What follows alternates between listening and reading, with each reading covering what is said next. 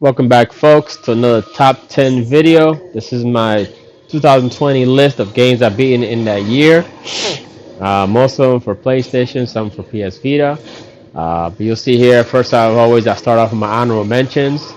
And the first one on the list is Resident Evil Revelations. I do love the Resident Evil series, and even the spin-offs. Most of them are pretty good, some are not, but Revelations really shocked me. This one I played on the PlayStation Vita. Very good game. I think it's also available on the 3DS and the Wii and other consoles as well. And also modern consoles as well. I think on PlayStation 4 and Xbox One. If you like Resident Evil, try this one out. Another one of my honorable mentions is Knights of Azure Part 1. This is an action RPG. I played it actually on the PlayStation 4 through the streaming service, which used to be PS Now. It's just now PS Plus Premium. And I streamed the whole game. It was pretty fun, not bad, and the connection was very good, stable. So if you want to try it out for purchasing, I would recommend just subscribe to the service for some time and play one, maybe part two if you like it as well. Next on my honorable mention list is Star Wars Race for Revenge. This is the version I played on the PlayStation 4. I originally played the original one on PlayStation 2, but never actually beat it because it was a rental. But actually rented it. I got it with a premium plus package for the PlayStation 4, and really enjoyed the game. I mean, it's very if you like it to racing games and want something a little different, very fast paced, then try this one out. My last honorable mention is Rayman Legends. I never really played all the Rayman series. Actually, I started I think a demo of Rayman 3 on the PlayStation 1, and yeah, I think I dealt with Rayman 1 as well. But Rayman Origins, really loved it a lot. And Rayman Legends, which is a sequel to Rayman Origins, is top notch. Very good platformer for four players at the same time. Very musical. So you actually go through the beat of the music in some levels, and it's very fun. So try it out. At number 10 on my list is Rise of the Tomb Raider for the PlayStation 4 and Xbox One, I believe PC as well. This is actually, I think, my favorite of the trilogy reboot that they did of Tomb Raider, Rise of the Tomb Raider, and Shadow of the Tomb Raider. But Rise of the Tomb Raider really expanded on the first one, kind of like Uncharted 2 did for Uncharted 1.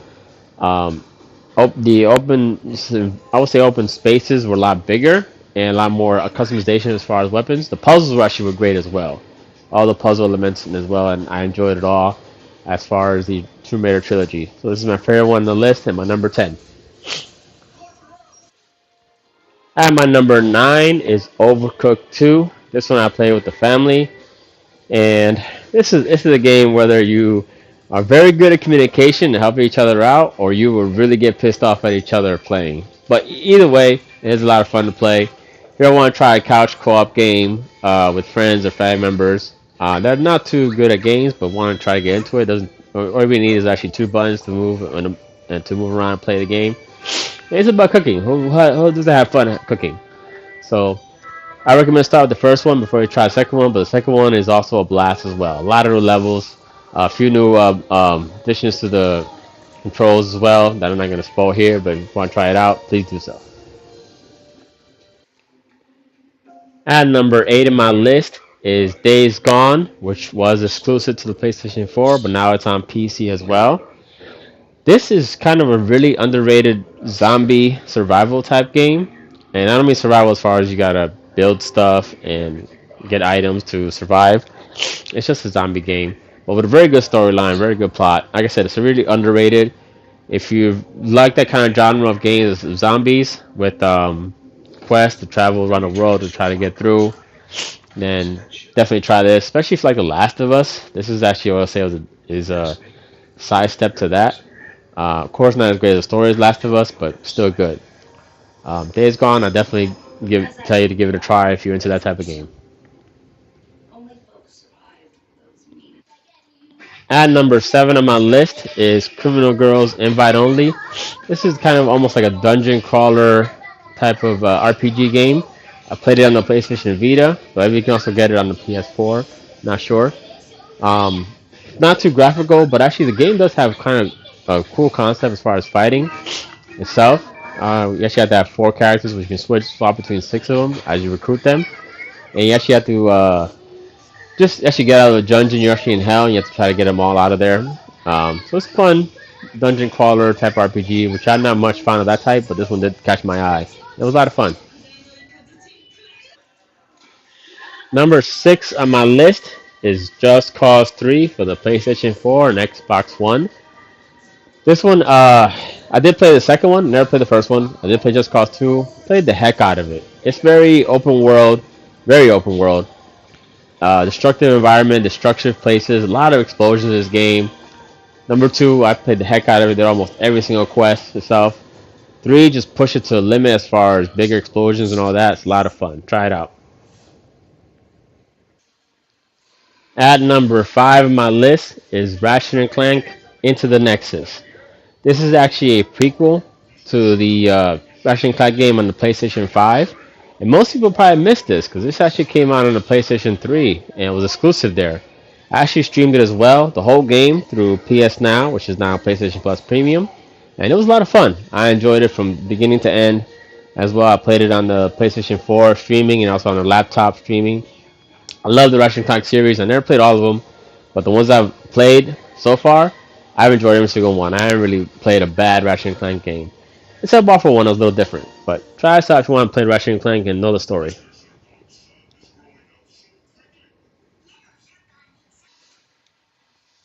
At number four on my list is Metal Gear Solid: The Phantom Pain from Konami.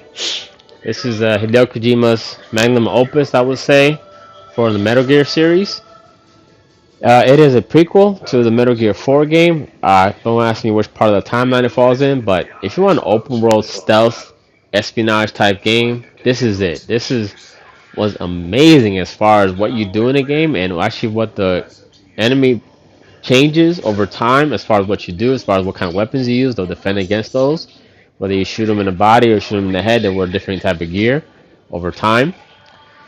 And I will say the game is hard to understand, so I would recommend playing the other ones first. But eventually, if you like one, two, three, and four, definitely finish in number five. It was the game changer for me as far as what you can do in an open world game. Loved it. Please try it out. Now we're finally in the top three, and this one's Legend of Heroes Trails of Cold Steel Part 1. Now, this is the first of Legend of Heroes game I ever played. It's an RPG from Japan, and it's a turn-based RPG with slightly little. You have to move the characters around the field to actually position them in better ways to attack or defend from the enemies, and also do group attacks. I loved it very much. I didn't even know there was a whole series in this game, and there's multiple games to it.